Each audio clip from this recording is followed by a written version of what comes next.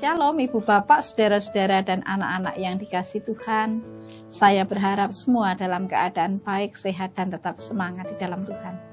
Kembali bertemu dalam sapaan harian GKJ Manahan. Sebelum kita mendengarkan firman Tuhan, mari kita berdoa. Ya Roh Kudus, Roh kebenaran, kami bersyukur untuk curahan-Mu dalam kehidupan kami sebagai gereja-Mu. Saat ini kami juga rindu atas firman-Mu, kiranya kuasai kami dengan Roh-Mu yang menuntun hidup kami, supaya hidup kami mengekspresikan karunia Roh yang Engkau anugerahkan dalam hidup kami. Dalam nama Tuhan Yesus kami berdoa, amin. Ibu Bapak, Saudara-saudara yang dikasihi Tuhan, baru kemarin kita merayakan hari turunnya Roh Kudus. Kehadiran Roh Kudus memberi kekuatan kepada para murid untuk menjadi saksi Kristus. Setiap orang percaya juga diperlengkapi dengan karunia Roh dalam melakukan tugas mereka menjadi saksinya. Apa itu karunia?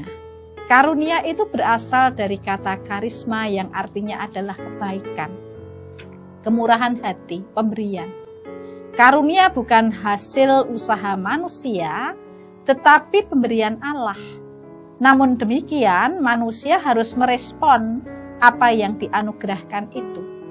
Artinya karunia itu adalah lalu lintas dua arah. Allah memberi, manusia mengupayakan. Artinya karunia yang diberikan Tuhan dalam hidup kita harus kita kembangkan.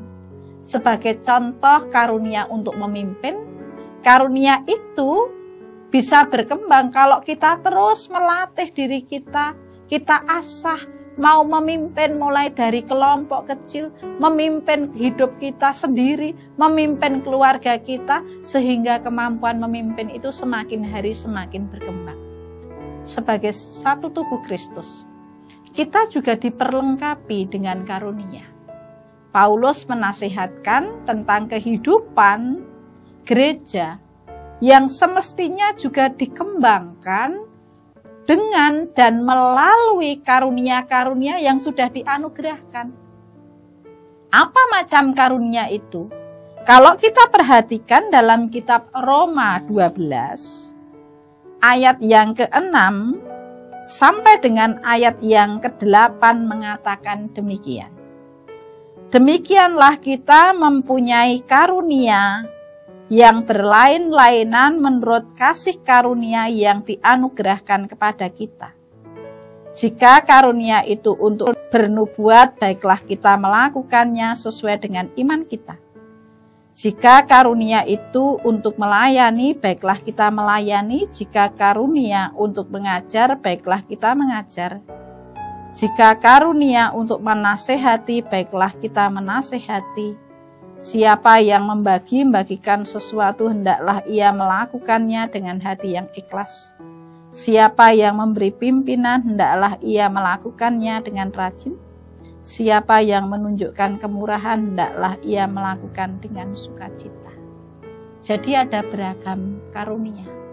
Bernubuat, melayani, mengajar, menasehati, membagi-bagikan sesuatu, memberi pimpinan atau menjadi pemimpin, dan menyatakan kemurahan. Ragam karunia itu tentu tidak dimaksudkan sebagai daftar yang kaku. Tuhan memberikan karunia tertentu kepada gereja di suatu zaman tertentu, dan Allah juga masih memberikan karunia kepada jemaat di zaman yang lain dengan karunia yang beragam lagi. Karunia dapat berkembang seiring dengan tantangan gereja yang terus berubah.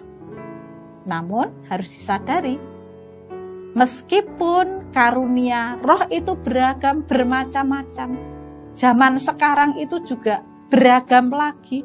Ada karunia untuk mengoperasikan berbagai perangkat elektronik, pemain musik, PNJ, tim perkunjungan dan lain sebagainya. Meskipun beragam, namun satu Roh, satu Tuhan, satu Allah. Masing-masing karunia itu bermakna. Tidak ada yang lebih tinggi dan tidak ada yang lebih rendah. Bermakna karena semuanya sederajat. Keragaman karunia itu untuk apa? Supaya jemaat semakin terbangun, supaya jemaat semakin berkembang. Jangan malah karena keragaman karunia kemudian memecah belah, saingan. Tidak seperti itu. Yang menjadi pekerjaan rumah kita adalah mari kita kenali karunia apa yang Tuhan berikan pada kita. Dan kalau kita sudah mengenali karunia itu, menyanyi mungkin, berkunjung mungkin, melayani mungkin, mari kita nyatakan karunia itu untuk kita ambil bagian bagi pembangunan tubuh Kristus. Tuhan memberkati. Amin.